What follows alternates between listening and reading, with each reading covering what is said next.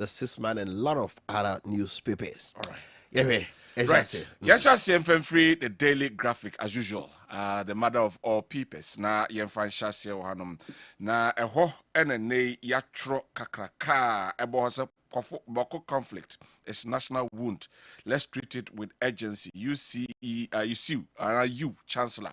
And ode and semi ade atugram and so afi oba aye nifa so hono so over 50,000 teachers receive promotion and also other paper no and can a Japan urges amnesty for former party members and also afi IMF chief praises Ghana's latest economic reforms efforts but be also and some tea ye chima na chese wo company pa oda University of Education and no winiba no ana ede ensem ede atodwa se boko conflict no eye ekura etu omani nyina nti yemfa aye entempe na afi yemfa entreaty eno eho ensem enso ede hanom eye aba be forima anasa forima ni nyina nti yenhwe na yentuhu anamon ewo ha afi woko ni faso a 50,000 teachers receive promotion eno eye una betima chire mu ha eno eye deputy directors okay unse na mraso se ewo se promote omo but GS de ba bonten se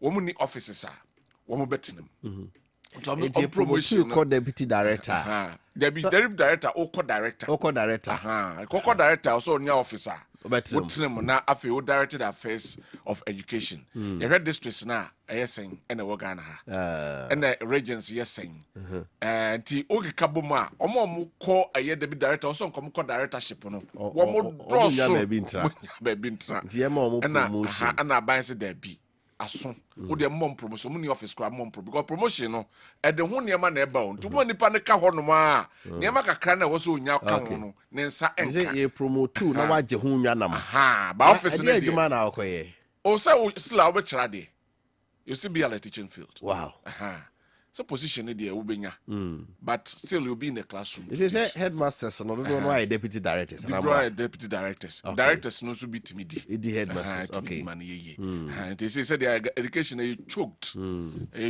yes do baby na fe promotion e kura ye hwe wani answer na sabi ya ma promotion e ma odi akọ ya wo quota na se for but this time you say about you promote mu nyina omo call deputy director omo due for directorship ni nyina no we nya se afi na ye koye interview na se for mama ko interview na se ye promote bia na omo salary na ka ho nyina omo enye ba ye se promote ase kakra bia no so bia sa hold them okay ya for I just amnesty for former party members no party member afoko no mu din ba mu fisa jabanom edin epiemu alanchamatim edin epiemu se ne somo yo madwen somo ba party for no emomode no mu nyomo entumu nse miracles aboaja babonte abeka se yes oma ye krado baby so da ebi so mo ntiase da emiyesa for Debbie omagu party ni mase eno nsem na fe IMF penny abogana for abaso under economic reforms for Ghana ya de sa no mtie se be yesu a ye hwe ani wo we no the caveat be about beso no sa no mtie ti eno wo paper na da ko da do sa no mde eko ye read the chronicle ko akrata no me hunu Dr. Bawumiafuni ewo the far corner era for Rayijin Buachempi former MP Sumin Sufuni ewa was no fears MPP will bounce back Bawumia Dr. Bawumia on the MPP ni mafrase so prema mpeni bia anye yi ama party no o se MPP ni bia mohu MPP besaba se tie bia ombekwa ba o se na nado olusu 2008 no na Ghana force kwakuado mampeni woni bi da so fie nwotwe so ye no Ghana for kofa kwakuado bedi mampeni ti ono Bawumia city bi obeko wasaba Ejebo changes Bawumia has proved me right. He levy failure to reshuffle for DDP cause MPP defeat, not any spirituality.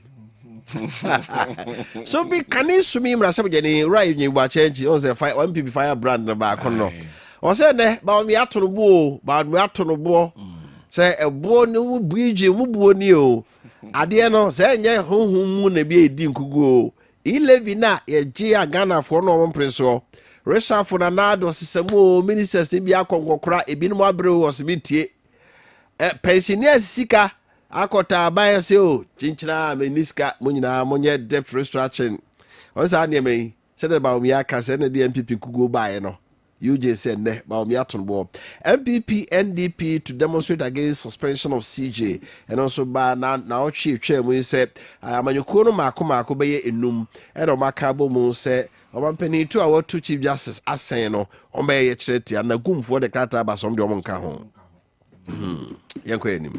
Ma yanko na fe yemfa the daily guide and twaso emamwa. Election 2024. Levy haircut cathedral contributed to our defeat.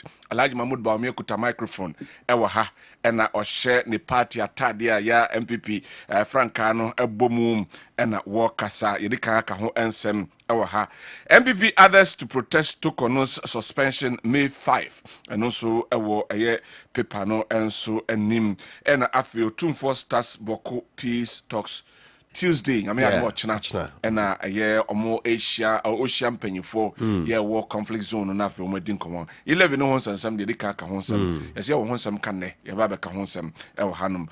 Nungwa family sue Zoom Lion subsidiary chief and also at the aircraft and Unyabia na working kind.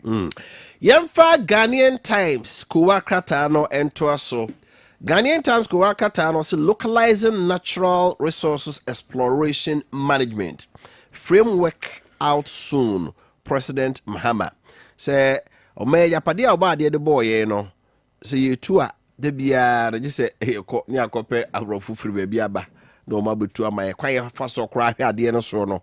Ye hyeda ni hunim de nche nyina besisa niema besisa pa. Grant amnesty to dismiss aggrieved MPP members. Can they compare kwa Japan funi wa ha.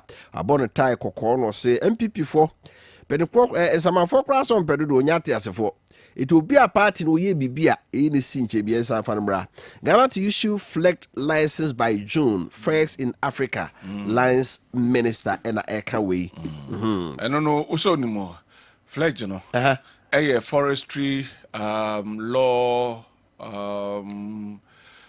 something. Mra. So we ya every hair ko baby na woni how do you do maybe so omuntimi nto Indonesia penalty ya use salon no na omone you for no unse you for ba hanom na no nom ne Ghana for bedin commoner land minister nom kodin commo say ye forest na say ti Ghana be the second country in the world be ti eno fledge no yeah.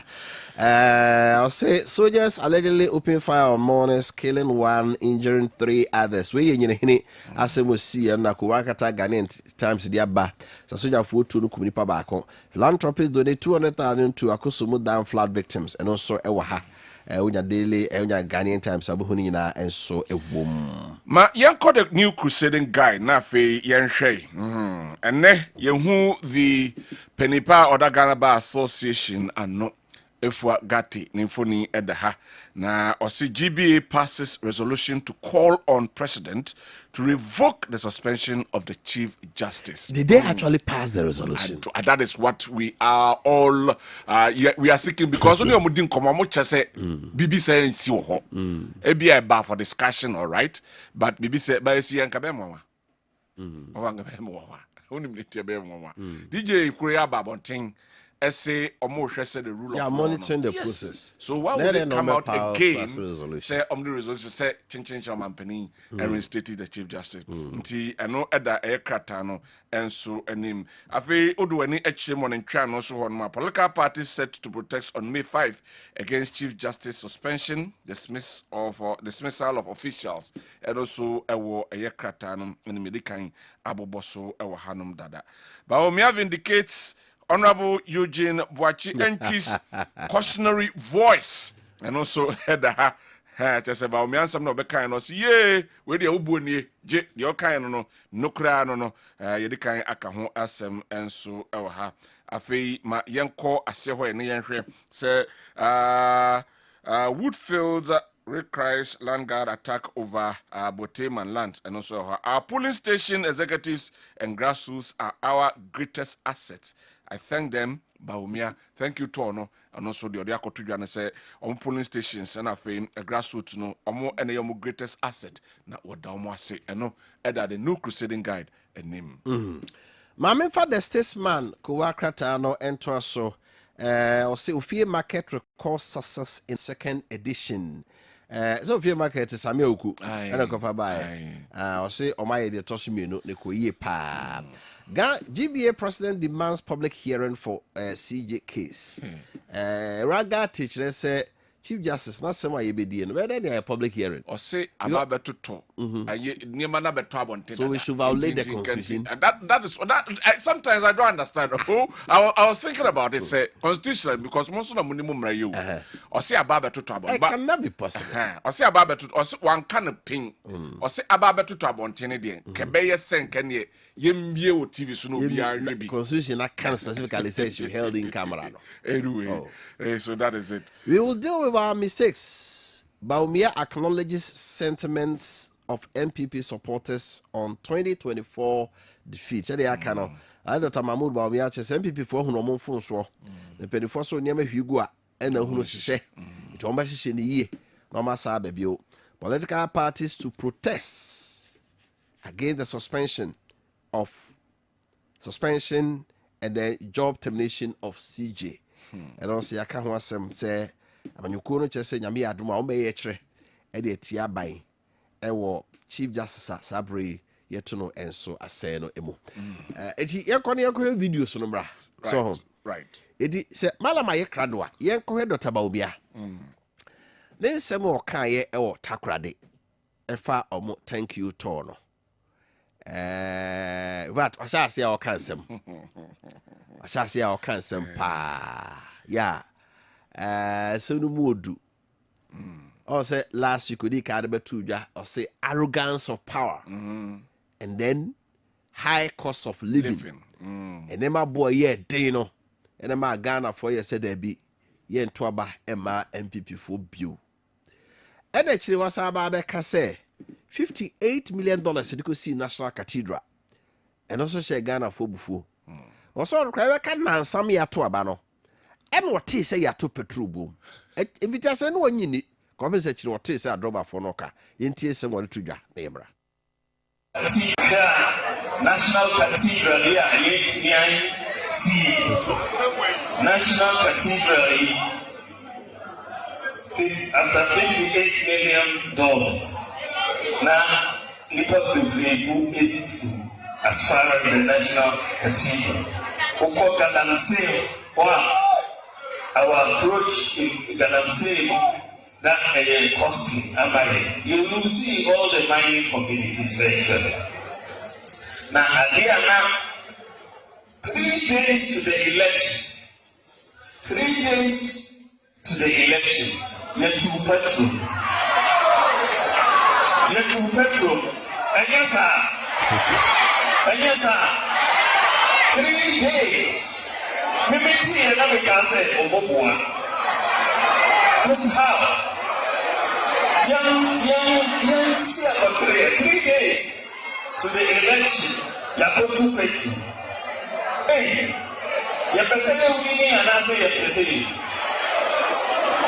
Now, driver for a good food. 3 days. Then Omoko to Abano. Empty Abaya Patui. Before Abana Patu. Right, way a large Dr. Mahmoud Bawumia with DMPP anymore Frasa Batuno na Owudi Nkuguno. And na Okikan 7 near ma or Jidisa Nuntina MPP Manukudi Nkugu. When he got it to you last week, say arrogance of power. To me, and a crappy phone to me, Biaka Bibia no munti. The Tosumi no say high cost of living, and Emma boy ye ding Nagana for whom. And na wasade for Rebecca say $58 million said you could see National Cathedral no Ghana for bufu pa. Or said Yabaka Nansami atoaba yet to petum. One what tea and one yini. I know say no cre, meaning that he did not even know what was happening. As a vice president, he didn't know, say, petrol dollar cost society year too. He had no knowledge about what was happening. My uncle so Dr. Samuel Free, or a political analyst and a lecturer at Kumasi Technical University in the Assembly. thank you toy APP imo enkomo. Doc so what yenka yema a channel pay with Kessben FM and a Kessben TV Plus so. Yeah, maybe I number the same. Na me adom na so e. Doc, MPP for thank you to omo asase. Thank you de nje ke kode dadase. But semo a APP mu de Dr. Baumia kekan ene mu nsemo a yatetetie nyina no. Me say what be. First of all, Dr. Baumia flag bearer. Semo a wo ka no hunu say. William Classic, na manager or chief for anyone for more Facebook. Look really maybe because I thank you for there, I don't agree with the assertion say thank you to. Because what for election, let's say what will lose it at this marginal. Kukuno ye and the Guasia Cassia it is your part in that. Nothing. Also, we call what Kodasia. We mean your Kodasi. But yeah, among we Yamedine, other religious beliefs say, Yabitibian, Ukodanias. No, Grace, how do I mean you? Oh, say Yamedi Omo, but Mimi GDM. It's the, yeah, but I say, we didn't say you have to go in the Kopato. Because your mouth, I can't say, Papa, the court and you opposite time. Say, but yeah, a bit near you. The word near me near, I chopper. And also the command for one party supported. They say, go up on Macedon. I totally disagree, but I don't know, Mona party, the Moody and the said, but in the right, the both leader can say, common sense perspective there. And what's that we call now Okopacho? The one to me, Anya, the Oye, and the quality of one to me, Anya, no, any way, which is Madaruma, let's remember find saying, now, Mumaya, and I'm tired, he said, because the party supporters at one food, Omopa, the quality of Mulusi and one, at the same time, they also want to have food. That to be a Umbiti, Edding Kunimwa Bakin. I don't know. Thank you so much. I disagree with that term. But Doc say the entire meant me and Ninkunim no church we say or no flag bearer no. Ibia Obia Beka say also say no with the car can some man for say we ye kremoni intra na so mo analyze the results no baby a reverend minister courage na kra no obiti no tinya kremu factor kra there so church ne be me so bo adebu ana minim ho hwe ne ye. How do you see that? And I make us say, thank you for this. You say, Appiah, wins is in here, Omolusi. And I'll tell back because my secretary, General Secretary of Mopa, so now party for him. And only I said yourself, and why thank you, maybe because of political reasons, if you want to amend this, if you want to not, Oma become like your mind, but in the actual sense, and what's our Konakopacho? Now, try the Kuntia. When to me and you could him arm a party. And on that, he said, I know the opposite is here, you. I know that, but about me, as you say, the interview show a second Jesus Christ. Who cry Bible, nobody cry report to now, and I see him say, only cry, what treat him, I will be uncredited. But in the real sense, the assertion about Muslim factor, and also, it was a factor. I think the Christendom marshaled their people to vote against that because of the population. Over 2024 census now, you can see the population of Christians near more than 70, and Christian and Muslims. So you look at that kind of percentage now, you might think that it played a role. I think the Christians voted much for President Mahama. And maybe he just want to use it for political strategy. Doc, I've heard somewhere oka cost of living. And near my boy, system ye ding. And I feel arrogance of power. A idea yenim. Say near my boy ye de Ghana pa. I feel na MPP penny-4, a bemu penny-4 near day. Bia more party manocracas who crowd friend on fa a can be bia or see us or there can be muntie. But recent ones are they ka ho. Was it National Cathedral? It's $58 million spending, you know. A ka ho bi. And I say beka 3 days ami to abano to petrol no kra oti no anyini. Dr. Bawumia abano amamu no ka ho pa. No, I can't. So no one can. So, or count in the sense because or vice president and a vice president is about Jumana who could be. But sometimes about mostly economic and certain decisions to be a. The judge said no one can. In the sense that we should a report of Musa Dankwa, the buyer. The second reason or more sign for the MPP loss is the former finance minister. Yeah. So which means he was taking most of the economic decisions now. Abano was, and that is what might conclude a certain decisions to be another Dr. Bawumia was not known. I also learned that even he wasn't in line with it, but who are now as a vice president, your problem about not declining the role of the vice president, and also but ideally, the question is because why didn't you resign? And I say be a one step aside for things to run.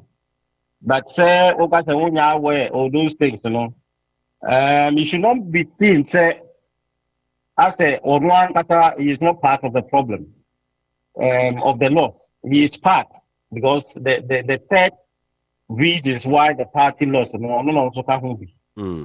on Musa Dankwa analysis, you should not be putting much blame on the party, Pennyphobia and Anado and other cronies, but on making sure some kind of presentation, any general. Sometimes I know how say yang.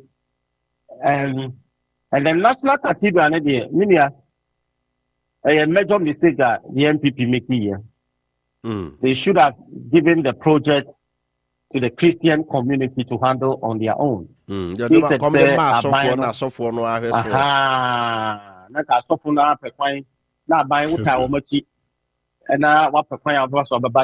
the government of the day, now what they are buying and you know that the process was not transparent in a way, especially more designing or more it was couched in such a way that transparency being and so then the Asafona committee no resigning. And that was a major fall of the MPP, especially about spending that is the public funds project maybe a certain group of people. Nobody is saying that project is not, but what the Christendom a champion the cause, raise funds, and the government assists them. I don't think that people will be much but the other aspect of corruption, and I say alleged corruption a woman about spending more than $58 million in a project are still now. We have not even seen the foundation being developed, a half part, and it is something that I'm a part. I think Dr. Bawumia is having all of that privy to the report, and I think that is what he is championing on it now. Doc, maybe a chima kakra, and it said levy, and I know can say na Ghana form pet ye de buy. Levy the buy yanti Dr. Bawumia.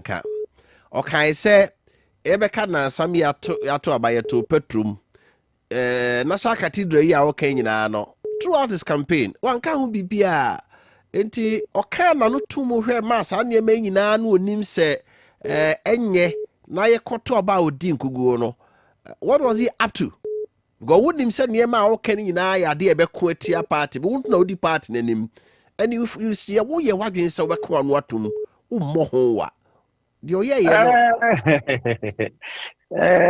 me, to me, different.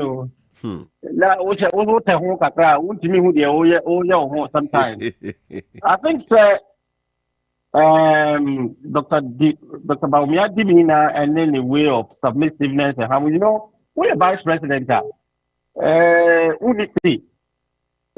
Opa, Oka, Yabefa, Opa, Yemfa. That is the assertion that the vice president Basa, dear Nelson, ye. Maybe I make a think that the only thing is that maybe in Calbert resigning. That is what I think there. And I say you will make it known.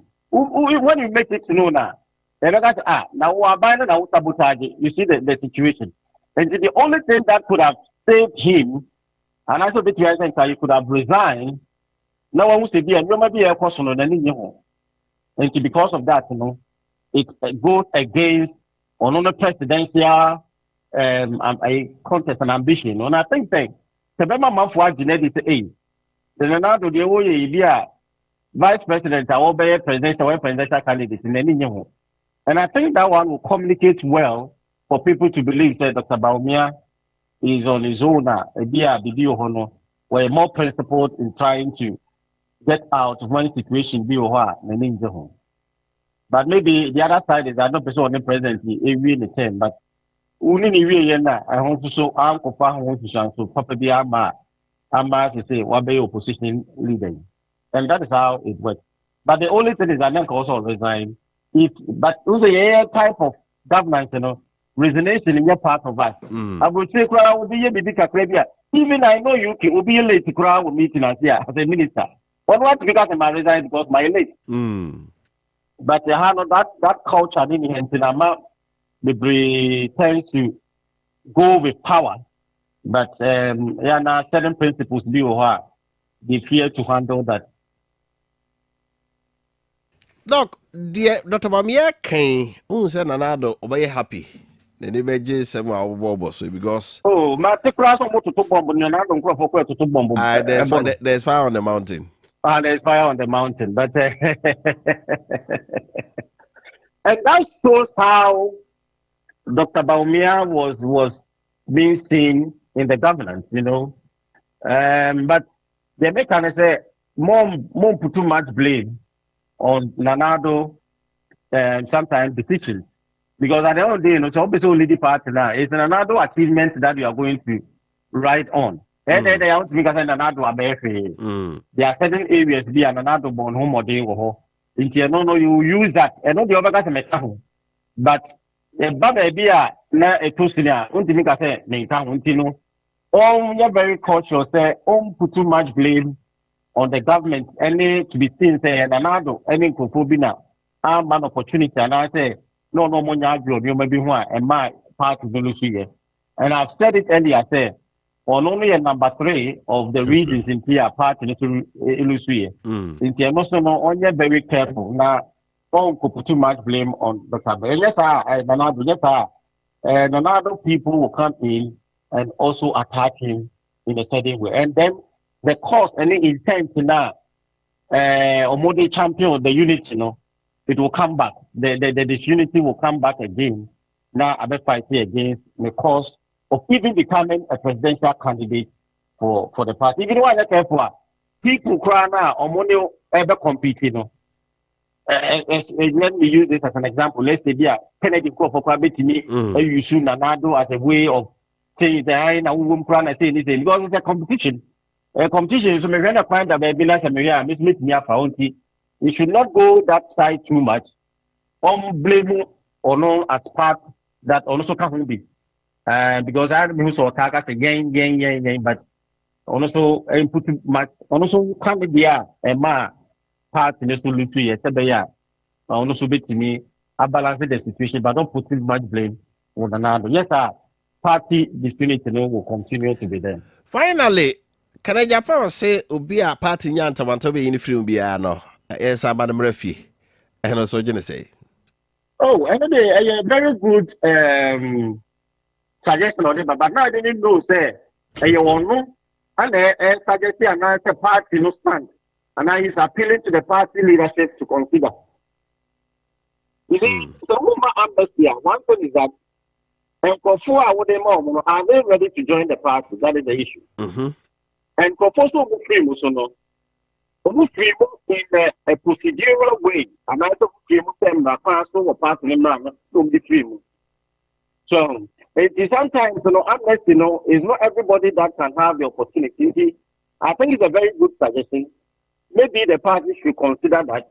Community committee, no one shall go for you make the amnesty no more, but not a blanket amnesty. Say, Ubia, Mimia, Yenia, or a Muslim, will be with traitor. No one will be name. Time for funny and companions. Except the Pakona Nudu, no I am ready to come in. Tibia, the Mia partner have apologized, and I'm ready. Muma Makwenya meet me about joining. But if the person is not ready, now I'm amnesty. But Ubiana, when you have the serious impact on the party in the negative way, no. So opportunity will honor the man. No, you're ready. The most important is whether they are ready to come back. Let's give the opportunity to them. If they say the opportunity, then the party will see them in a different way. So on the other side, you know, the minister will consider na omonche kwanya on papa so those who have left in a way, and those people should be ready. They are not ready, no. I think say later no, the party will justify say yeah, mama kwanya so come join the party, but mama join it. So now you'll be considered as an opposition to the party and aims and objective. So it's a very good thing, but I don't know the time in the sometimes the time is really critical because now we are now looking more party you know. One of them is that people were I think they should delve much to some of these issues that lead the party and make sure say what's the party national executive and also it make it cast some of the reasons. Okay. It should not leave it up to only Dr. Bawumia alone. Because it's just on the champion. You're evangelism, sorry. You're evangelism leader. Also for come on in the bush and I say only the more Bible plan, you know. Majority said they should balance the approach. Non-national executive leadership should handle some of the issues that fight against the party name of Mulusuyan, but not only Dr. Bawumia. And yes, more attack will come on him to also tell his story. It's so launching the campaign. Who knows that? For me, you know, for me, it was Dr. Bawumia's agenda for going for his thank you tour. And the executives, that is my personal view anyway, part, you know, and the potential. Because the national executives have nothing to tell the people of their party say they want to go and thank them. Because me na be dey animo call here ya go lose me da ma say some buy fine they call American problems, you know, but most of the problem that they are facing, most of the loss came from the national executive because they were not able to do their work well. They failed the party members. Yes, and I've been championing the issue that they should have even resigned before and come out the national interim executive to make the party credible. I see. They failed the party. Resources spend a moon here, and another blame. You should have come out to tell the people. So be the cannot about me at you. Say they now can even far one resign. Tell the national executive the assurance of resign. Yes. So the national executive has failed the party members. So they should have even when the results came and whatever has happened. Early this year, they should have just said that no, we have disappointed our party members and Ghanaians in general, and I believe that we have to step aside for the interim executive Saba. And then more credibility about party leadership. And anybody, I'm saying that anybody that is part of this national executive will be able to be members, the party members should punish that person because they feel the party. Really? Yes. And I said, we will cast about me and so they should punish him also. No, so now could be him. If they think say or bad way also or road player no when Tinia Nadia, I mean the party members should also see him out. You see, it's hard time people have to accept responsibility when they fail their people.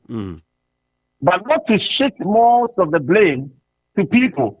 If you know that you cannot be part of a system that will make you to fail, then you step out. Okay. Now more credible. Say me now we no me need but who ma you can't have to worry. Who buy us me na me kan na me tin na me esaman. I don't want to be better be asa entre yina. Doc, era sipi. That's ever see a tree trust. Bye. Era ta sama free political analyst and lecturer Kumasi Technical Guy University no Ekodi and Komofa. Thank you Tono Emu and some Kodi. Honorable Kwesi Jemfi Unyine Champo MP for Kwabri is oha. Dene honorable nya brepa na dinko. Yeko ya somra. Ye ba. Na fe honorable yasase. Na me nyankasa. Concern na me kasa na doso. Na me ye kut ba ko pe. Samuel Thomas Sowell say politics is the art of making your selfish desires seem like a national interest. Politics is the act of making your selfish desires seem like a national interest. It goes with Kama's theory. Okay. Thomas Sowell. On the kind. Mejano. My effort to just say a neighbor unforgettable and then a very lasting memories. A war with them a fe what you baby na a ash foam. And a bit to me, I'm Mawanyasa and Niamano. Ningana say, and a ash foam akofa a year, sofas a hodor, couches a hodor, dresses a hodor, dining sets, center tables, and a fame, wide range of beds and a mattresses. Ye nay, ufie baby will be a so dine to sing a bit to me a fit.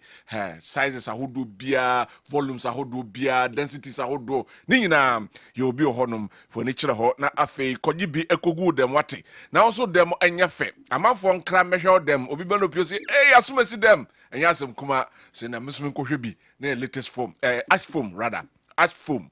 And akofa sa and something na and so the abrow. Now I'm saying can say this season we betimi save up to 30% and discount. Na ni nyina say we betimi discover the perfect blend of style, comfort and affordability. Ash foam. Exclusive furnitures. Ash foam exclusive furniture promotion and a nay the was say miss out and they take advantage. I was have mega discount here and they about 30% selected products I'll be an answer free.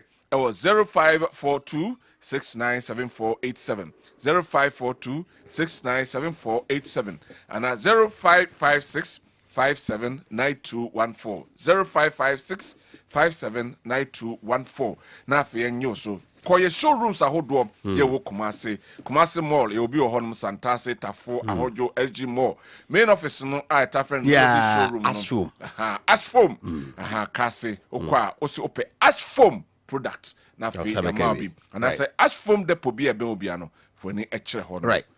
My MTN for MTN Fantonim say omode MTN Seamless and MTN eSIM ede aba. On said ne okoto mobile phone for fra. And the phone na ban kro bia na said ne sim no tie. Ebi de kese, ebi de adentamo, ebi de ye kete pa. Microchip ade and dey. Do change phone no pe chip no cry so sa kutwa ho. Bu anasa de atare so. E say de e say MTN eSIM. Je say auto phone na eno answer MTN for program ma wo onto chip enfanshim. Chip no e eSIM. It means so boa mo to me fa mobile phone to me fa chip ahodo bebre on only one mobile phone. It eyade a eno bi ehia sese. Nya fe na wo change your phone no akwa this chip no o de pin akwo ho boa de wo ho kra na oyi na ayasem.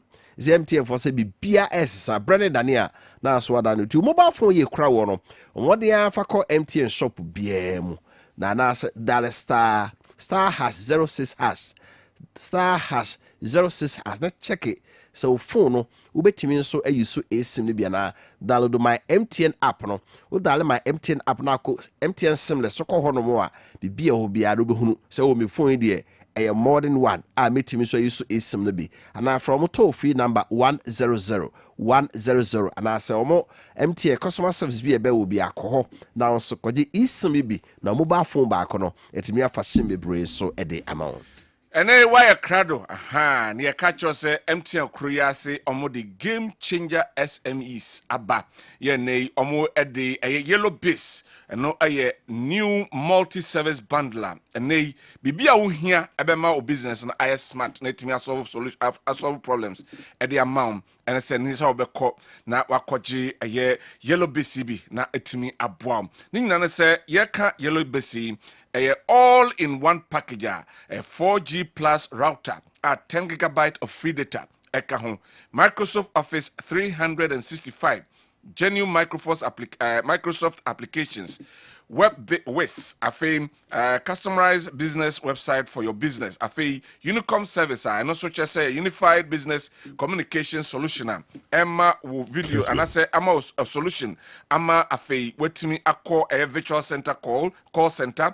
IVR na fe conferencing need ni nyina ewom we nyina ebetimi ama a good lane wuntimi emese ni so mese opportunity kra nti ko na koje MTN yellow base ni bi na ma business engeni access na fe entimi enko nanim productivity no enko nanim na afi entimi mo online presence ebetimi ama na fe ama superior customer experience etimi aboa ama operations no etimi akonanim enei ko ene amanfo mo eye business no empre na ye in competition frame ye call no aye anase na me 100 anase 0244 308 111 0244 308 111 anaso betimi email ewo mtnbusiness.gh@mtn.com na afi wako na wenya eye yellow BCB netimi aboa ema onyuma enso etimi etu empon afi ma men kan for Kessben University College ma obi a owie senior high school person to addition so university kan for dia ma wo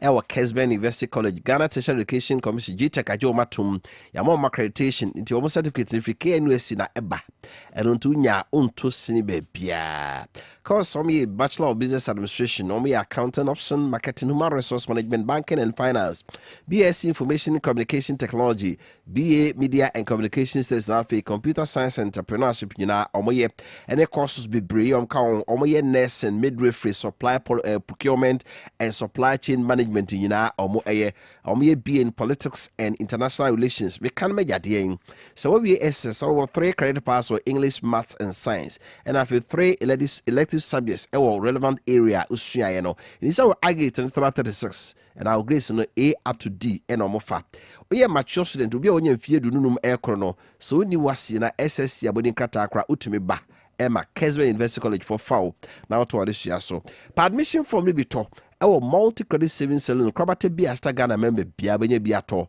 afei Kumasi City campus Kessben University College and Asida House abusan edihwe no mu ewadum afei ba Kessben media ha bi ho ko enkran so a Kessben Train Towers abusan okwa Renkoma Circle honso ebi ewo on main campus no Contas Lake Road any woman kasa was 0501 6373 0501 6373 83 na 0264 170475 eso ene ebetu kwan na wiem nko na befa de abebi oso de wani ekire Kessben Travel and Tour ho ene aye nhyehyeye ya dwen ho nti oba komotwetwe bia no bedi bia no ebeboa mu akwantu no etimi akotote o ha bia enim enti se ye nimdie ena wo ope efa wakwantu ho anase bebi a wo kro no plane no kra time be na etu plane be na ekọ plane no kra ni ntuye mu no sen na te direct anase transit ni nyina afa bedan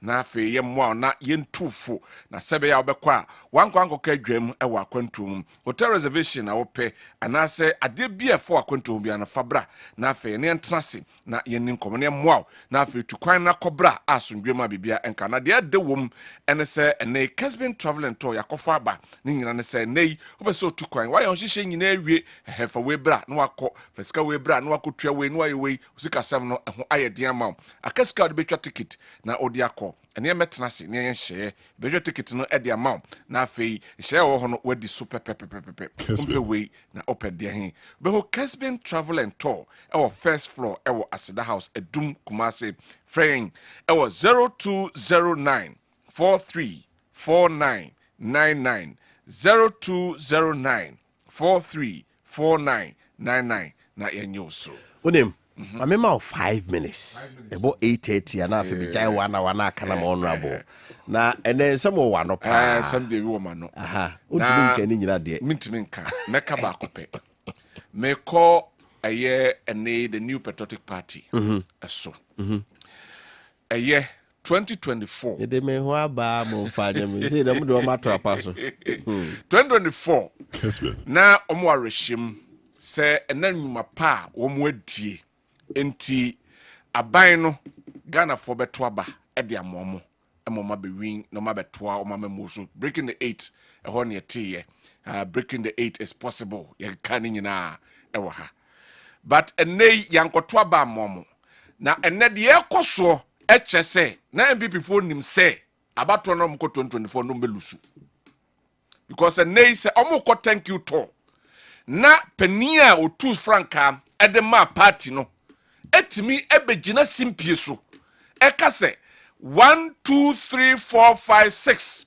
ya eba yenti na ma party ni lusu ya dia wofa no munim se 2024 no be lusu aba no oh yes they knew because sanema na enye nne ye behunu nipa ka aye friend saying haircut you some sa ye kan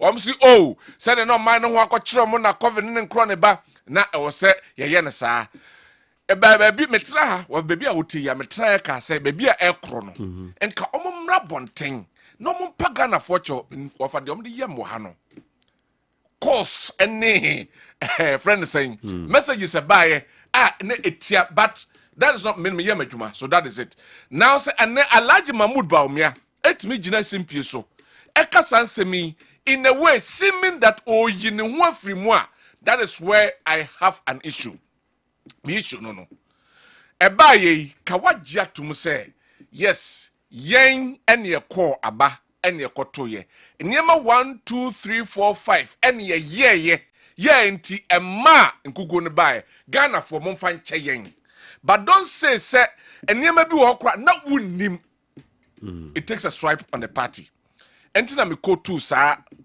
coat na me de bae no say enei say opese politics act say enei dia me pen me interest no ma me package no say a national interest na yenko now koye say that's how I see that's my personal opinion Alhaji Bawumia want a personal interest and a personal yes say the larger interest of the party who have included himself in the defeat no I do baby no super petro there no say no nyawe Wofa you were here what's no nyawe krasi at petrum in a way taking a swipe at on one government no in a way no never was also chirim menka senchi na me flag bearer yes what did he say opese me winning election 3 days to election over to petro but don't come out and say e kwa fa so e ka no as I say they say so say e ba ne sa now adodanko wo ho no or the favorites or the supporters wo ho no what do you think they also take you for send on befa no you see a blame na che you be trouble you be asking now so your economic messiah and a so the thing that were done on him no he has to let Ghanaians know where him no way at this time. So what will people take you for? That time they saw Kaya Kotoaba. People said this time they okay. The best thing was not to have resigned. Bibini. Obroni and Cover resigned. So Oka Binamika Bibini. Obroni and Cover resigned. That is where our problem is. That is where our problem is. And they are be and nipa be twene srana basa. Because and they someone working nyina no obi abeka ba omia de. Because ono no de no ho aba. The best thing to have said resign. Now, Oka E11, yes, a home move have been a buy, time 11 by say about me and Cassan, den, Nasa for you now. Yes, 11 cake you could try if you could try, Nasa in the office, you could try. So, how do you exonerate yourself from such situation? In the situation, Abba, let's accept it wholeheartedly. Believe yan ye, yan together. Now, you're fighting and nim. Never party, but the omo ye dear. It looks as if, say, a crony why. And yes, Sanchinugum, and yes, somebody because me can't just offer in times to come and check over to the other side. Said they will also come. Bra John Mama Lusu 2016 no 2017 be catch say or Jubilee House e be catch so a former ya bibia kama bo si from o ko chechi ahemfo no e no hu se de no mo ka kire no no enye sa net eno de ono o se ono no wan blame obia what I say one modin one now your appointees nti your background still it comes to you but this one they as what distant in every situation in a way what train who from say by ya media menka ho eye assume say na so bent also no so amodin but me so amodin but ku tie nim baby o what I say what distant in who free home eba people will accuse you because you were the second most important person on the land. Say, Yamoanyi wajumo, say manye wajumo, people will see you as such. And I think say they should come again and then set the record and also put things right. Now when you blame Ninyantum holistically, Obia and Kahubi. Now who kwaya betim their faso. But to apportion blames now say what blame Obia and away you went from there. That one, it doesn't go well. Right, when I say, come on, and what telling can bring the time to 31 minutes after. You know what you're about to see, at the Sabah, Kessben 93.3FM, Nafi, Kessben TV Plus, so your Facebook, so Kessben of Biano, who be to me so hey. Somebody can't, yes, I guess, none of pay honorable Cassie, Jemfi, Unite Champon. One day I'm rushing anymore man for Quabri is one of the fastest growing municipalities in Bay Kumasi. Honorable with my ram cofa and Pessia so kakra pa or in Chewaha, or Combra Sabajamu and Che, do Akuhunu. And he said the NDC may buy a near Mercy Crow and a campaign toy, a thank you to your Mokosi. No, I don't know be a home encomo. Honorable Akaba. Yeah, I fish up also. I think I'm at you, Fiso. Now, here, dear. Young Copado, my pan also. I made a chair. And I paid the minia killed the fire. I don't goes. Or boy, jaggy diggy. So, well, me a crew number. Say, me take on it. I have some different opinions to their all kind of. Sure. But yeah, quite enemy. But, oh boy, Juma. Yeah. Right. I know first time I caught Russia with your fee any. So far, what call first sittings? How did you see it? Okay, me da say mamindi kan chia Kwabri East for nyina na no money aso for market women and me party for and sisi ade me nye MP for MPP me Kwabri East that's MP right. Talk about we last time ba na me candidate nti it is a man for small me say me ko parliament na de me hu ni say it was the first time I entered the chamber. It was a real moment. And he said, Bibi to also kakra. The unimbia or parliament, the unimbia we are say oko parliament. Say if you are honest to yourself, obey akwara. You rounds a soon be. If you say whatever the experience and nambia no unim bibia e wagana nyina nyina na onim. Now, the organ so almost everything passes through parliament. It made me experience I'm a call cuckoo, agric, transport, management, economics, NSA, and money man.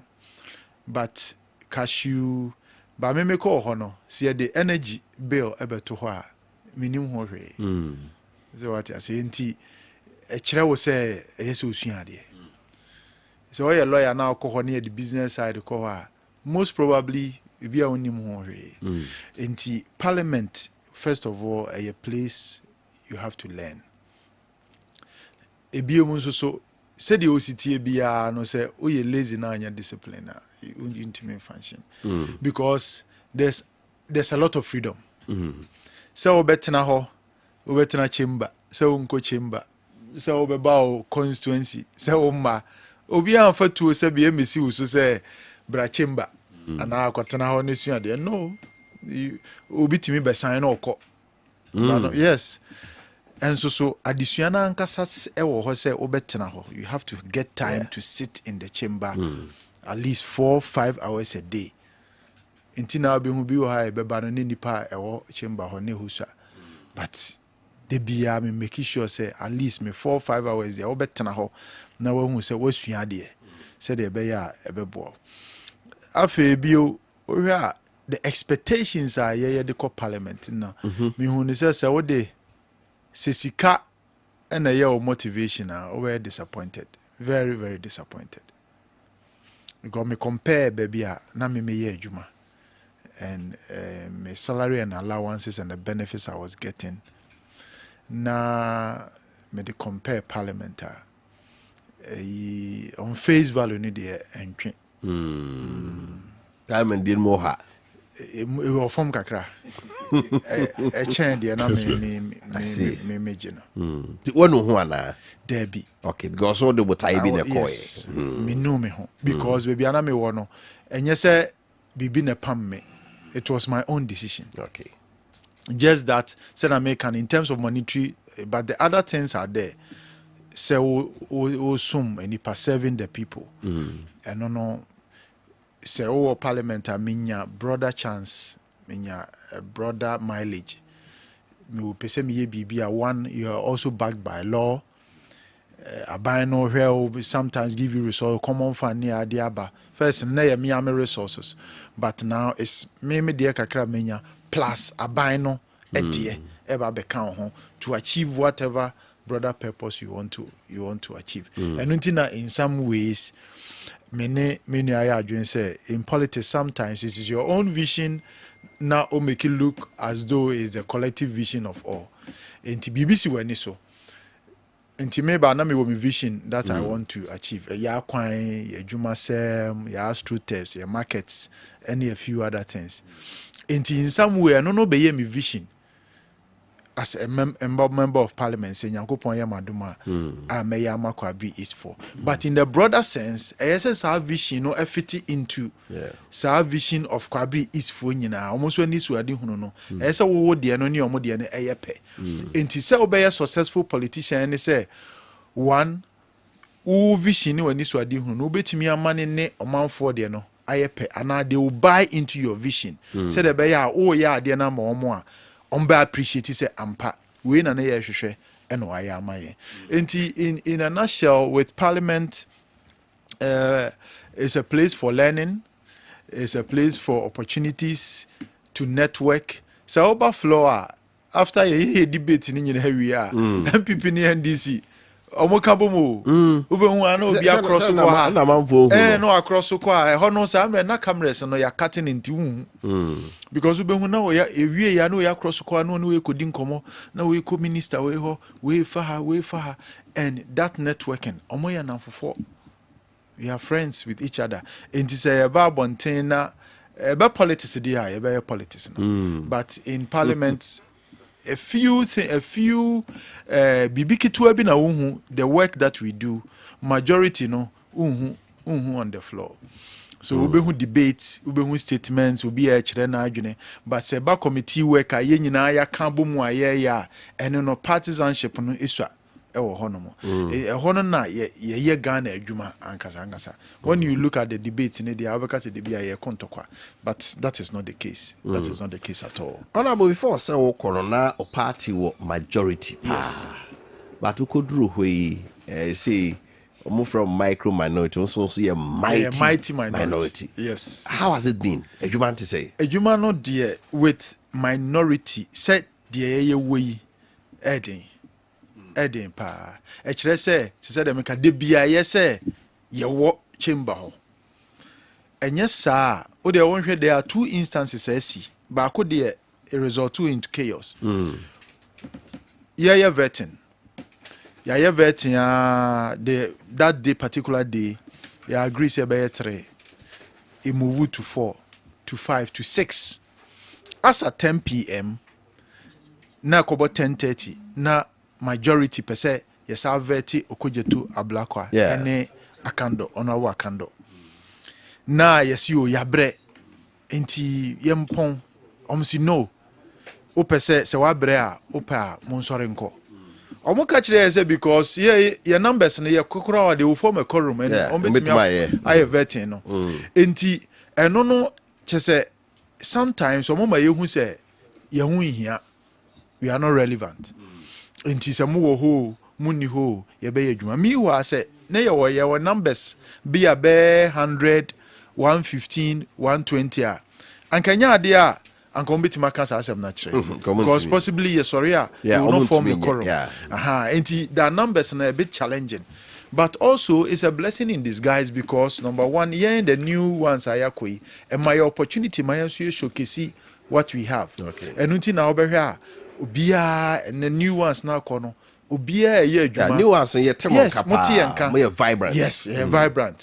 For you, Kromo Kasa, Subin is there, Mioho, the Power, John Dark. Yeah.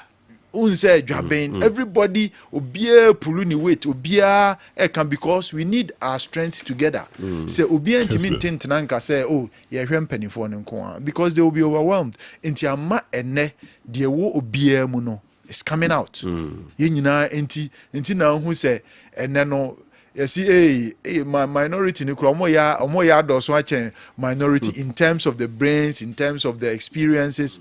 Enti obia ko ho no me I'm coming from the backdrop of from 2001 working work experience from 2001 ABC 2024 23 years of work experience and about 19 years of managerial experience and a medical parliament but senka ye kodos too much possibly yes what you say but now that's bibi ebesi bia no your positives and negatives, and I think minority, you are doing so well that we are exploiting our positives in our small numbers. You did make impact. Corporation said the majority name dinkita hono. Who no saying? Omodoso the numbers new bully mo. They try to bully us, but they standing orders. In a way, prevent you because one say about statements, contributions, debates are. Ye chenepe enti se obi be read this statement now you have a contributor ebia the leaders will decide minority side 5 majority side 5 enti in that sense no unko ka bi nchen yen unko ka 10 na yakoka 5 5 ye ba debater the same thing say as time betoni debater it make be a 3 4 4 5 5 yeah budget statement over a period of 1 week every day 10 debaters from each side nko kasa monko debate 20 na debi enti no person use ratio no antiase because our standing orders does not permit that and by convention and precedents are SC or parliament there has never been a case Beka say Satrama near 169 no. Ya anye ratio. Enti adenti na mo de mo benya two tests de mo fe de mo per ratio 2:1. There be. Enti eno no ya ante ase because speaker watena chamber ho ache. Enti onime ho mra ho conventions nyina enti omo pe say omo beye sa ratio omo kasa mienu a ne akasa ba ko no wante ase. Enti ye ne te say de dada nyina ya na bepemene ene say ye ba debater okasa minority said your numbers tie bia majority mo kasa baako na minority nso akasa baako eno no boama adwene e wo man ni mo bia different debate den kire wa adwene na me so me kire ma adwene enye ka 2 na me ka 1 ba bia friend debate bia ne say kan wo de na me ka me de enti ye ma won ka 2 na ma ka 1 sa de enye debate enti se say no sa na ye kɔ ne wo ho kakra enti wo behu say eba ne sa na ma obia diverse opinions na one minority na timi pie because minority adwuma ne say one yenye oversight na fe yem put the government on these tools na fe any alternatives yem provide alternatives say ye yanke be ye ni say mu ye ni say yanke be boa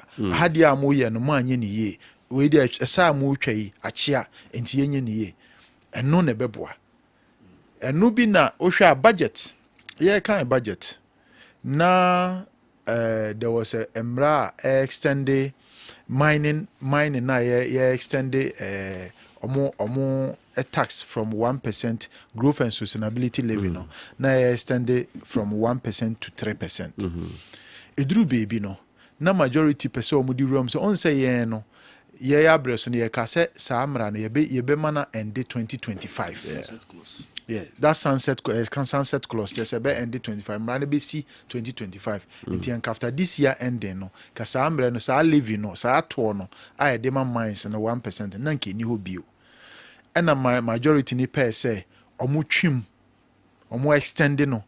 Echo 2028. And no more de budget ebae afi ye ba be bobo saa embra ne ho a afi o mpese o motwimu perpetuity chese ensi da chese ye masa embra ne wo ho saa one mu to ade no mu from 1% akọ 3% 200% increase afi yensa mamu ntena ho afebọ se de be ya obia ba ontumi sisa na embra no ye ngi saa embra yi na afebọ yesi da bi even though saa embra no mo do so chan but the way you debate saa de na emma reasons e kire Ghana for say na nkrofo pese omo ye no omo na twensan no so okay and ya ate ase ye de 2028 na te do 2028 na say ye pese atumu a na atum enuru ho no na it might be a new government so it will behove on the government say ombe ya na omonye enti saa ade ni bi na eyese ye saa role no na minority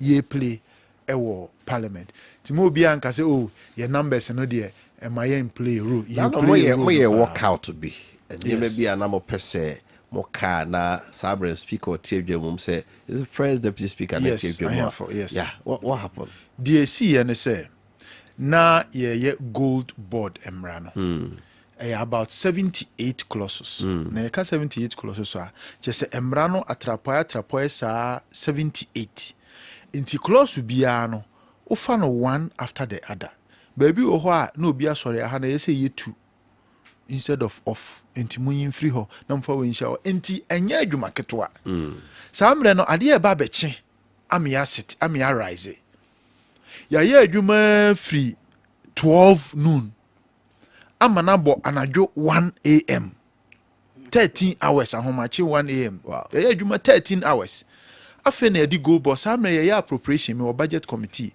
yakoya appropriation ye appropriation so it takes time and no say obi sika oba bedi no ye ne ye kwako bobo ho ahwe the final one after the reports come final one na ya sign ase ye sign ase we esaba floor of parliament am ya sa debate ho asane agiatum we nyina aye go board afi mo so say go board nti samra ye appropriation am so ene yenye go board no ho ya afi clause you do 5 because clause be at me take about 10 minutes you do 5 you do 6 nti ye appropriation we buy na you be 7 clause 7 na mo you yenye nko yanim kakra be clause 13 na ye mfansi ho a na afi e bia ye rise na ye koba na abeto aso afi ya clause 13 ni duru ya ready for appropriation nkrofo esi da bi ye nto aso enti ekoye pinche ka da bi abrabo one anadwo one there emra we no 78 enti menye ni nyina ansi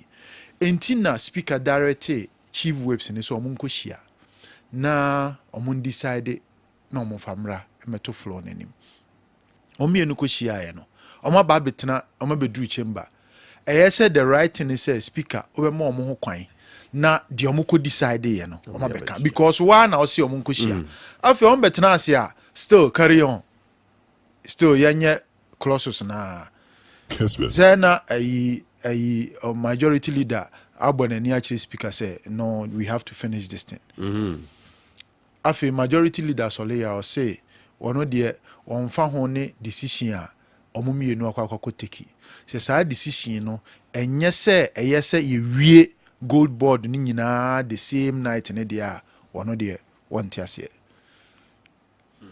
it na say we speaker directive no the man no say faso bia baso I see enti omo kwa no nti ye no ne omo say yes no say speaker ama omo kwa omo de omo kwadwene ho no ma fa meto ye nimu a ye nti ase nti ye original ho be 10 minutes and a speaker am I had no so ma agree say ye nyankusi clause 20 speaker and majority leader sorry say on ti ase we have to finish all the 78 clauses and adwona na sabio emra na ye hyehyɛ wa bra ya tena ho 13 hours enti sabi adwen ben ne ayipa ahoden ben na obenya edi mra ni mu enti ye ka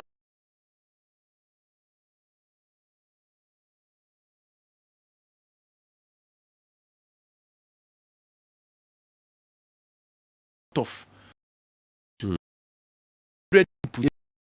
say wo mu ebi ni say you are making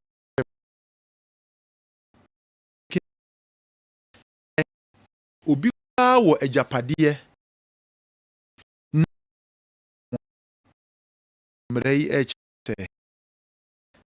start operations good all them timichutum. Yes, that is what the gold board is saying. Then you can't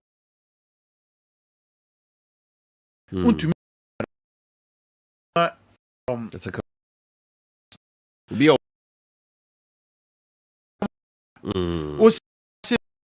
emra no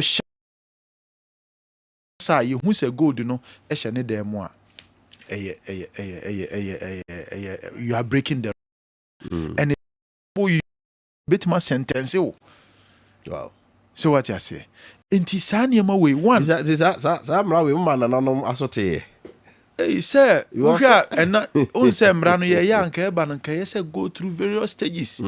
But enam say ye person ye did $279 million dollars.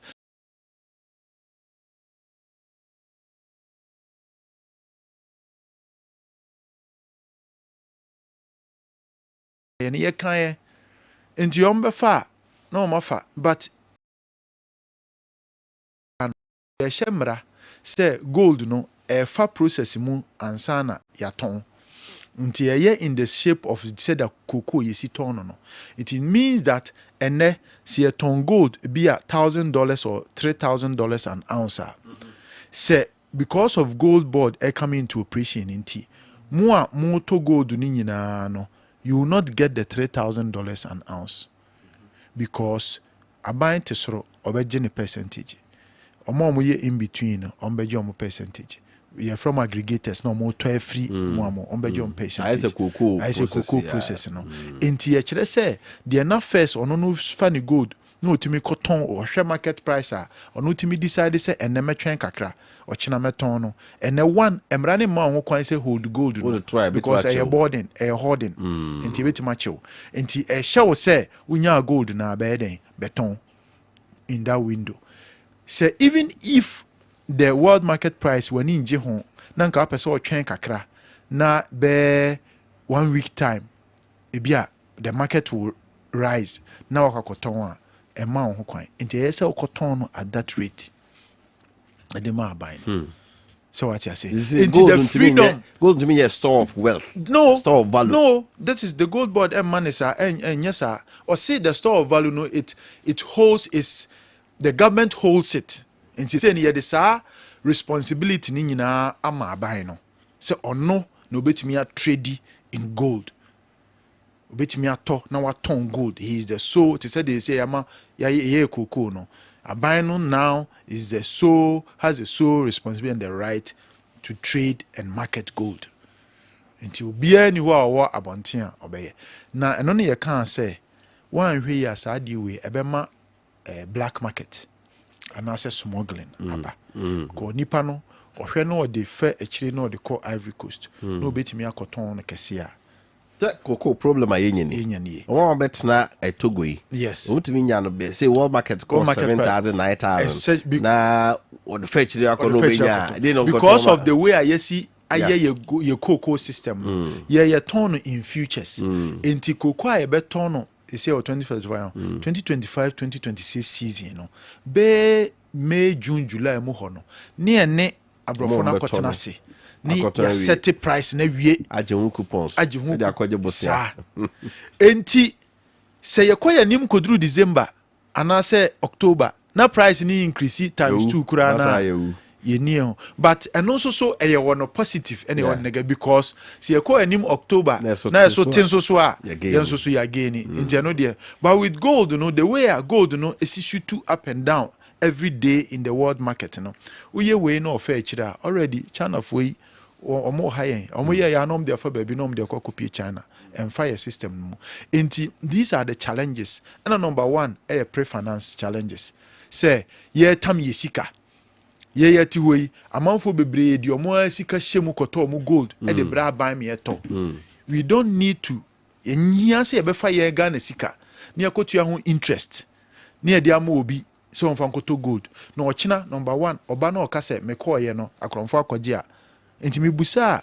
in budget committee me busa finance minister say is there pre-finance risk ebetima bedru brebi a mo be ka kire ye say sika na ye de koma aggregators o monto gold no obi se yaje obi se mentumi anto enti sika na ahye ana initially I said no na me problem na say no and I say yes it's possible na say enti e kwan ben so na ye fa saa de we ye be si ano o say ya ye sika na insurance be ye sika na insurance di e kwana ma insurance for betua enti these are some of the things na ye pese ye highlighting ye e floor of parliament no mu hu say ade na ye na yesi enya abotre na ye ba because emrani ni ho a gold board entimi function from 1st April nti na ye pese chinchinchina ye hemra no say de be ya ye be sorry no from 1st April sameja fi betime nya ni sika no akokodi nti enuti na mma o rush ye no but my information say the baby crab has on the court Supreme Court based on Article 107.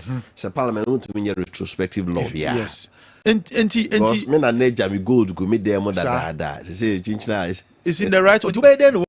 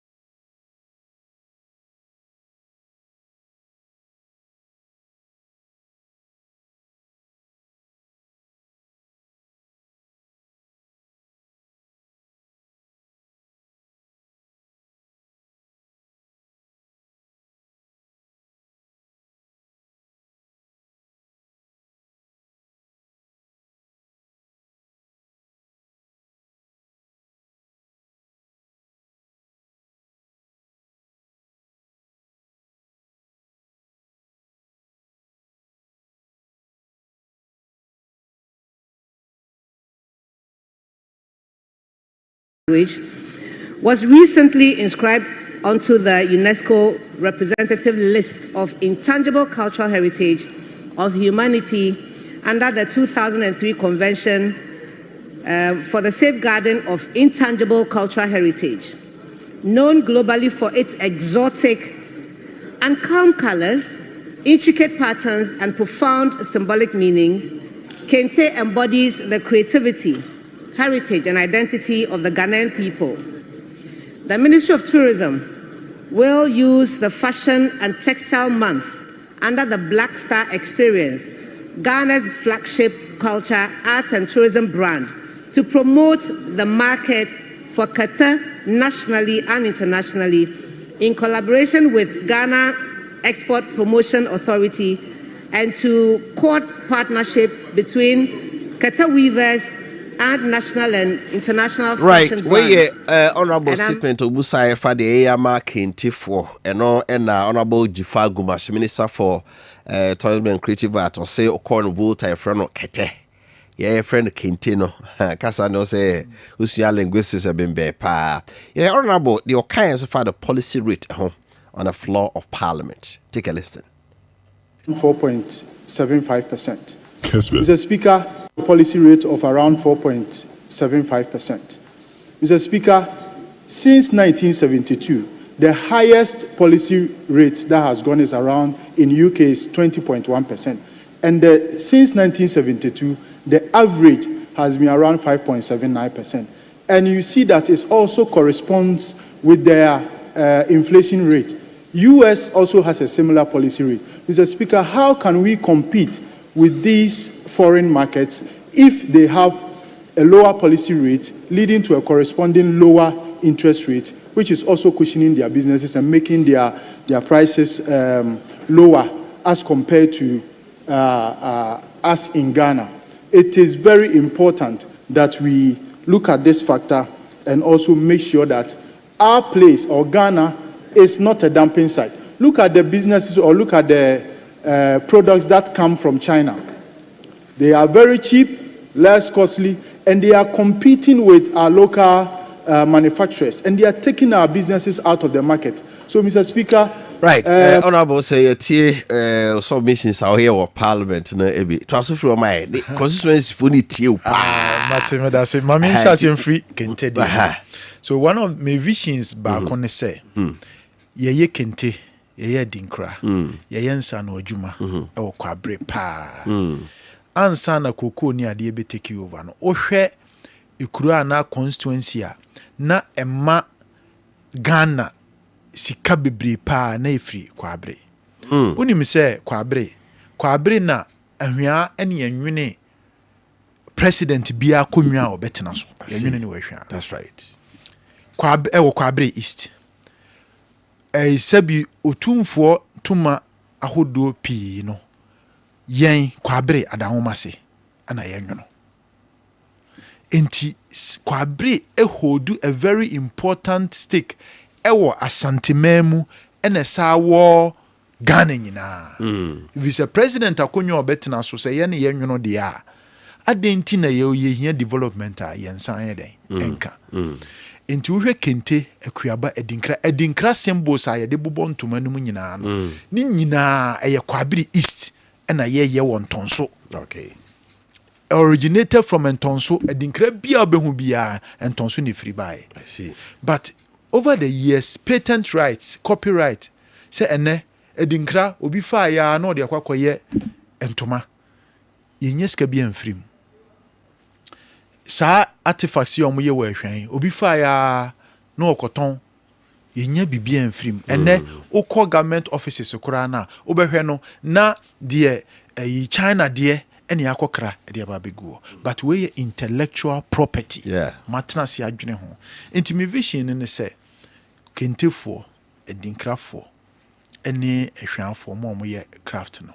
Se ye be mo market access ye mbo mo ho ban adwuma na mo ye no di kan ye mpe market and say edwa mo outside even Ghana. Se de be ya se bia ye fa kente ana dinkra na fashion houses yibi etumi epeke wo bi a Paris ana baby no mo de ye omo fabrica ɛbɛboa ma kente no yɛnya market demand no more ɛwɔ Paris ɔmba bɛtɔ a ɔmo de foreign currency euros and dollars na ba beto every year ho ɛbɛma yɛ mabunu no nso so anya adwuma yɛ den ayɛ because se fashion houses bi ɛfa no ɔyɛ a wobɛhu sɛ demand ne bɛkɔ soro de biara ne mhia kente nti wobɛhu sɛ de biara no yɛbɛnya nipa wɔ kwabere a ɔmo nwini kente ne de akɔ abrokyire na yɛ de a blende ntoma ana atade bi na yɛ kama ɛbɛsa sell kente internationally ɛkyɛn deɛ sɛ deɛ yɛ hui saa nso na artifacts yɛ ba na bi a make sɛ mo office ha anka yɛ de bi yɛ na bi bobɔ ha yɛn hwɛ sɛ ebi a Ghana artifacts ya yi instead of ukwakope China for na ukwa China mwa ni yakọ print bibi ni ade na ukotonari yakobo dem to artifacts local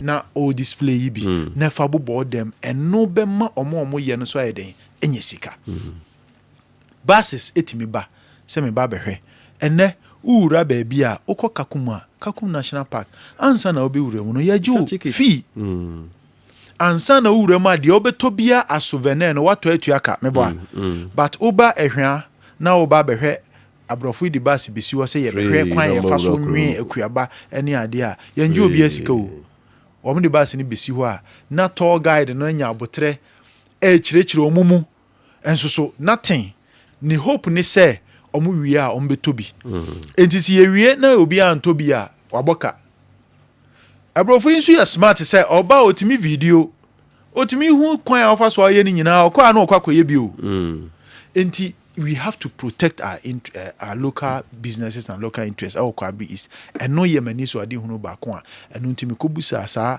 the aim ni say minister mboayen no link onhwe na yema aban ntimi emfa kente yen link it to outside markets na yentumi nya business from Paris, from US, from here UK no mo me so kente no mu se eyomo fabric se de be ya Chinese products na ye mu twa ba ye de ye no na ye mfa nto nchen na kente emeye ebasa na ebema ye local business me mabunu no ye youth employment be nya adwuma bebre aye ewo Kwabri East enti me bota ye ba kono no na annual program bia o de be boa se yes sisi ya no hwe a on say this year no ye friend no Anwene festival no we no na ye Anwene festival no first in 2017 and 2019 so ye bi but tekoda kakra enti Ashanti regional minister we eba no ye se obeye Ashanti Fest enti in it no na ode Anwene festival no ebe wura mu a saa Saturday memene da no ye nyina ehia Okwabre ye showcase ye nema ema opportunity ma omo nwene akuaba ne edinkra ne kente no enya kwan eka om problems a kire minister problems in the bebre enti every year me pese me so me fato me ho so ne ye and ye be no brother one say homecoming ti homecoming no activities bebre wo mu a ebe kire Kwabre ebe yi Kwabre apie ama nipa bebre omo wa kontu omo maba bi otikuma se kura omo sa amre no beba yen showcase ye kente ye dinkra ya ye big market pa no nemra ye nuane ne ade na sa se 1 week a yen use 1 week no na yen fa market Kwabre ne Kwabre ne ma ye enti nyame adoma next year this year de ya ne kakra bi the Ashanti Fest na everywhere in Kakra next year there ya take committee bi a mene nkrophobia tenasia omo craft sa Anwene festival no ye ba beti committee a eno no ye behwe so omo ba be take in charge of the homecoming na omo use 1 year to plan well sponsorship near the enti we there misre businesses e wo Kwabre any outside say wo ho na bi a committee ba na bia ye twan assembly so on be MC we yes say any collective ahemfo person obi abem on board ye nyina ye pagya Kwabre enti eduru ho na committee ne ba na mohwe o manima mai because you need sponsorship and there na yetimi abo na ye nyina ya pagya Kwabre East right and of yemra parliament no ni so de say party wa bem na nkaboa okolobia pebibia ba omresa te say the opposition yes mudi nkugu na mo thank you to you mun semo a APP bay if you watch TV out by na ke odi fire thank you to unse Lady Kai, I mean, can say, thank you, Tono. One is born out of one. About Ubia will lose Aba, and now when you about MPP mono. Kessben. Oh, yeah, thank you, To. Dr. Baomiadia, oh, ye, and now Bresu de, and yet the first time one. Ya you lose Aba, yeah, thank you, To. Yanfa, and no, yeah, establish it. President Kufo Yebi, Nanadu Yebi, Dr. Baomia Yebia. It's not out of place. A yet denya yaba 41.7 yenya bi. Into a more to my no yada omase. It's fine. Number 2, sa issues are ye raising in no born out of my Prof Mike Okwe's report. Chere a kwanya ye fast wa ye lusu ye. Ye highlight say power, arrogance of power. Ye CEOs, ye ministers, ye ankasa party for ye say menye obi ba no apamono on makura mehu ne constituency on boa emabunu sane mani nyina ka ho ena enkrofobia na omodi omomoja to ho omobra to ho eye campaign my 2016-2020 no more expect say nkomusu benya some kind of relief moa kakra every party no okoye no we nya ewom se nya obia na benya moa nanso so bi kura akwan abefa so abede obekasa akire no kura no eboa saa niema sebi kasa twitwie ne kasa fin a ebinom ka kire amanfo no bu omabam emomo kasa omumpo campaign omumfa mo hunjim ena okwakokoto aba enti ni nyina born out of ewie ya ye say your polling station system say ye kwakoto aba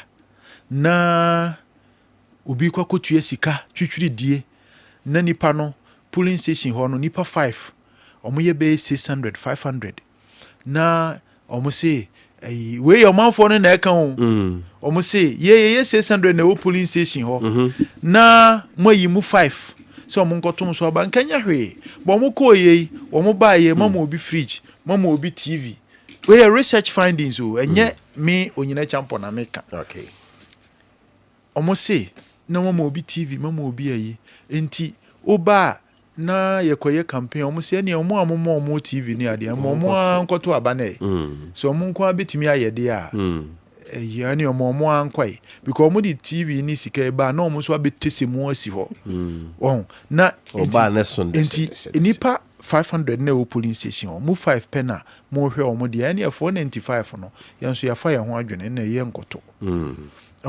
research findings no ebino no NSU mumu say ye ka say yinya reshuffling nanado nya reshuffling wa nye na no untie yen ye kan untie enti research findings na manfo Ghana fo na e kan na Maakye report apeke na wede aba ebi mo so say ye koto aba na for 3 days to election ni ato petrol mu enso so amwa yen ebi asida o President Kofi Appiah 2008 ya to petrol mu sa ye ko second run o kote so and say sa no betumi so and ye beto atia and this is not the first time a Ghana for kire o mani brabre ne their displeasure towards the MPP government in tia o man konkoto aba and we shouldn't single out the bearer of the don't shoot the messenger mum fan to just say the no the akogina wa o kano. Is he making the report known to us? Report no one. Because so Jaima committee never can ya. Can the man for can say come by on someone catch the committee the you now the report about you may see now okay. Executives no. And in that sense the flag bearer has a stake. Into no say you know or can be say a general secretary so and on some level on so I can be at radio so I can be on no so fee say or by pay the report no am why what I say intermediate report no more assembly there ma they all can don't shoot the messenger assembly woman na yes ye hwe na ehu say eye no kra na say nya no kra So what I say? Other researchers and so about out and so almost their own findings. A quite fast way and so losing so about and also ye different a bio cry ne my coquet the other day. Esse. Enti se nipa me no can some there. Then it means that no crebi wom. Sa petrol ya to me. Normally pricing window a year on the 1st and the 16th. Enti akoba ne saying and a 1st ama akoba 4th. So what I say? No. Vice President, our head of economic management team. Now, because I'm a cry, you will be expecting it on say campaign. Yeah. I don't want to hold brief. Me person no be the sort of discussion. I don't want to hold brief. The entire or no see him.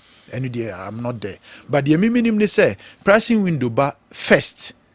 Normally 1st of the month. See about tomorrow, yen tomorrow. About 1st of the month. And I say 16th. 2 weeks. Every month biano.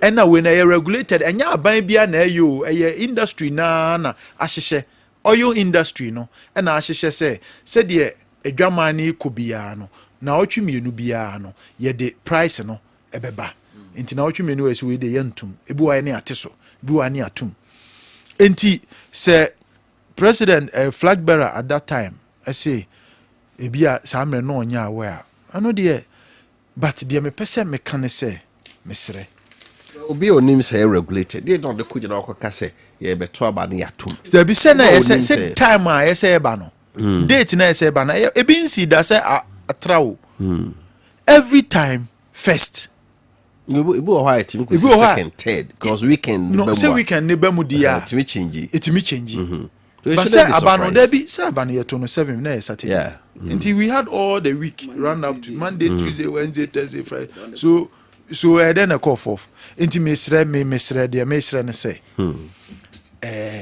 Sanyema the most important the here pa ne say amount for ne say time ye to price ne buy ye no. And also so boa mo man to aba. Te said the former president Kofi Appiah so was say time na ye say what so no wan te so. Na mum ye ko run off now ko taste so no na me ye de abufu ko tuti a no when so in the similar taste enti yan fair no na no guiding yan daachi senyinya akonya na Ghana for share ni monyam bi ne yesa ba ban mu a ne entutu ye ne mayie okay na tumi aye den aboa ye okay ye brand nti ye de kwawe ye anesa na how do you see the future who MPP say it is saying party bia ba you start ye de obi atwa mfie nwotwe but say money abrese jomama wiemfie nan ya mo sa ba beche it has always build their more say you know as a cracks mum na ebe mu it has always been the case okay say obia ba say year 2016 we 2020 na NDC for some person on budget in 2020 already court yes so 2012 year 2008 2012 near so say budget in the answer the court in the end there 4 years into 4 years ne so dia wo ye den yes e beje wo ye wadwuma yi a na watena so yes a Ghana for si go away but the ma me we hope the eba yi nyina no yes I say the cracks eba the caution ya make an say mesre adwobre MPP osono na yeso they say the elephant is our winning symbol whatever we do ya amba power the ye nyina no ehun hia power is important enti yemwa na obia hold your horses okay na yenye yewia na yemma osono no endi nkunim what you say na de ma me hope ne say sesia me no ka say yen crofo na o man to aba no 2.1 million they have started talking they have started complaining yes 2.1 million to aba o share 2020 results ene 2024 o ma shase complaining mitibi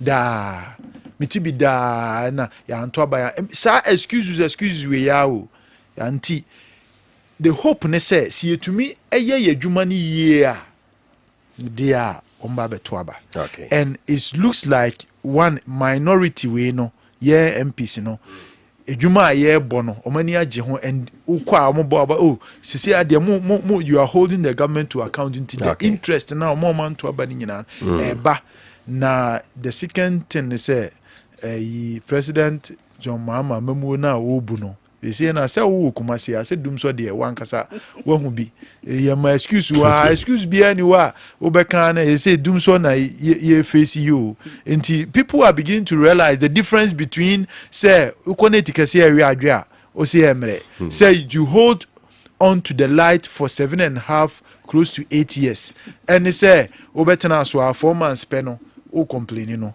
there's a difference in it anti Ghana for right kwabere is food you final way that the momo asane ja kwan the mechanic say kwabere east de bia meka se me da o ma se o mama me akwanya we no se me ko gina o manem wo mrase bedwe fie esa experience we no boa me ankasa na omonso omahu se adwuma omo de share mensa no kakra megusu a me tu bia ho anamo kakra ade ba kon ha me edidi ewo Ashanti region didi wo Ghana any drugs unim red ya bay minim se kwabri east mi hu no bebre sa ne nso kakra ewura ho mesre mabunu no mesre omo pa drugs dear penifo a you look up to them o show money mo show mo so e bi role models no ahemfo asofo se omo ye nuboni a anka omo nuru ba bia omo beduru no se bi me MP bi ye duboni a anka wompo enya wakono se okwakoto aba ama me memma se bi adwuma bi a wonya nyaaye emma obi enkojejewo se kokonom enuboni red no dangerous misremo kwabri east emrante ne mabuno stay away from it stay away nti message a me pese me de ma wo no na fe misremo me ye thank you to any community engagement my share here for the past 2-3 weeks me ba recess yi how many communities are constituency me were 46 na 46 no uko meduma obepo meduma ba meduma no ye Ghana ba ye wa amoako ye wo 80 your South Africa, your Alaji Kuku, Medumanqua 5 in 1, anti Uko Meduma Unko you, anti 5 no 46 no ye can go bear 100. O just so bit me I started me call parliament and every 2 weeks be anameba. Ba na mabe kakra na me call na engage and it's yielding a lot of results. Anti message say me ma o hwa and say MP to aba no on my I'm here, I'm with you. Me ochina me ene de Mondays I am the rest. Tuesdays too we na so Saturday and Sunday na ma visit churches. Na ma enti watch out se memba o community a meduma 80 Ghana ba mo hwemani mu enche meba ehwa ne yi ho no infimfi ho no baby no I will come na na apia ene ni nyina meba enti mo hwemani mu medama sipi mechia hemfo ne se na meka na sofo any party for Kessben so medama say especially the media in the round up to the election the way amobo kwabri east ho dawro ya kwan and nyame adoma we are seeing a lot of improvements now media munyina say you have been good partners in the development of kwabri east yakopon shira munyina on shira associate to safro na by honorable Kwesi Jemfi unyina echampon oyamra sabye ni mo manfo ye wo kwabri east abaton pesua so se de o kano municipal assemblies la eboku masemu de kwabri si de